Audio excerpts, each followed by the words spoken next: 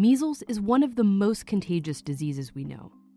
Just one person is likely to infect between 12 and 18 people. That number is called a disease's basic reproduction number, or R0. Scientists use it to describe how contagious a disease is. Zika, it has an R0 of up to 6.6, super contagious. But the seasonal flu, just a little over 1. And COVID-19, the disease caused by the coronavirus, just about 2. That difference between the flu and COVID-19 doesn't seem so big, especially when you look at them next to these really contagious diseases. Plus, a lot of the symptoms of the flu and COVID-19 are really similar. A fever, cough, they can even both lead to pneumonia, which is ultimately how they can both be fatal. So thinking of COVID-19 and the flu as similar is a common and frankly understandable comparison to want to make. This is like the flu? It's a lot like the flu. I like to believe that it's going to end up more like the flu virus. But wait, let's go back to those R0 numbers again. If the flu has an R0 of 1.3, that means each person gets either 1 or 2 people sick. After 10 rounds, that's 56 total people. And if we run the model with COVID-19's R0 at 2, if one person with it gets 2 people sick who get 2 people sick, after 10 rounds, that's more than 2,000 people.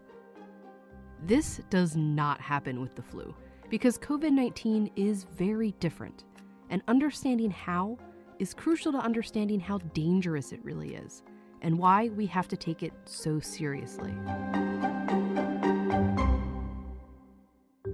When we start to look for that comparison to the flu, we almost calm ourselves down. But unfortunately, that's not quite the right reaction here. Every year, the seasonal flu kills as many as 60,000 Americans. As of late March, COVID-19 has killed about 34,000 across the whole world. But scientists expect that number to go up, way up. Tens of thousands of people a year die of the flu. But we haven't had this for a year yet. We've only had this for a few months. The trouble is coming, and we can predict it, and we can see what's coming, at least to a certain extent. The first really big difference between COVID-19 and the flu is how long it takes you to feel sick. From the moment you're infected with COVID-19, it usually takes 5 days before you start to feel symptoms. But it can take as long as 12 or even 14 days. This is the incubation period, the time between when you catch it and when you first realize you're sick. And scientists think you could be contagious during most of this period. The flu, by comparison, has an average incubation period of just 2 days. You get sick, and pretty soon you feel sick, and you know you're contagious. This is what we're used to. But COVID-19 flips that around. You can be contagious and spreading it around for several days and up to 2 weeks before it even occurs to you that you're sick. And that leads to the next big difference. No human immune system had seen this virus before. Nobody has a natural immunity to it. In flu season, there's always a number of people in the population who are already immune to the flu. That can be because they got their flu shot, or maybe they've already had that flu strain. And that limits the spread of the virus. When one person is contagious with the flu, they can only spread it to people who aren't immune, who can only spread it to other people who aren't immune. That's why scientists and doctors urge us to get our flu shot every year. If enough people have immunity, they can kind of shield the virus from reaching others. The more immunized people, the more they can protect those that are susceptible to the virus. But COVID-19 is brand new. None of us have had it before, and there's no vaccine, which means nearly everyone on the planet is susceptible. So when a contagious person, who may not even know they're infected, comes into contact with others, it can spread like wildfire. And then you see how much more dangerous COVID-19 can be. Only 2% of people with the flu need to be hospitalized, but 20 to even 30% of people who test positive for COVID-19 do. And we're still learning about COVID-19's fatality rate, but scientists think it's somewhere between 1 and 3%. But the flu's rate is even lower, 0.1%. And that's a disease that can kill 60,000 people a year in the US alone.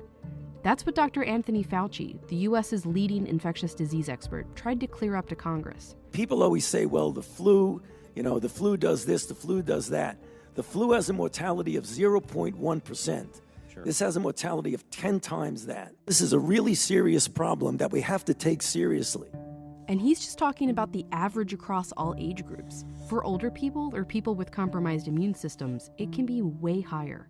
And that's especially scary when you remember all the other things that are different about COVID-19. The infectiousness, how hard it is to know you have it, how susceptible we all are to it. Estimates vary, but some scientists have warned that between 20 and 60% of the world's population could become infected with the virus. Because COVID-19 has no cure and no vaccine, the only defense we have against it is social. We can take ourselves out of the chain, not with immunity, but with social distancing. Just physically not being around anyone and staying home as much as possible. But that only works if each of us takes it seriously, which is why comparing it to the flu, while understandable, is not helpful. It's natural to want to find a comparison, to want to make this seem small.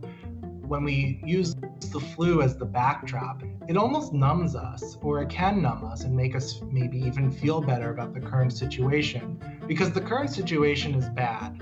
So now is not the time to be numb. We need to be vigilant and then use our vigilance for useful actions.